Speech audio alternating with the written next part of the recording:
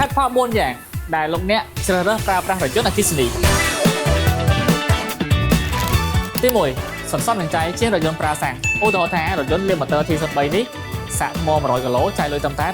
7200រៀលតែប៉ុណ្ណោះមានផាសុកភាពជាងរថយន្តសាំងដោយសារតែរថយន្តអគ្គិសនីមិនមានម៉ាស៊ីនដែលជាផ្នែករំខានបំផុតសម្រាប់អ្នកដំណើរដូច្នេះការបើកបររថយន្តអគ្គិសនី smooth និងស្ងាត់បំផុត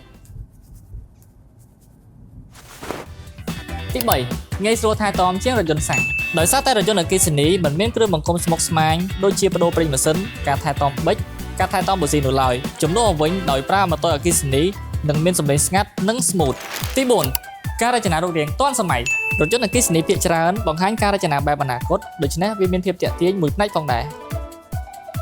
ទាំង4ចំណុចនេះជាចំណុចពិសេសដែលលោកអ្នកសម្រេចចិត្តប្រើប្រាស់រថយន្តអគ្គិសនី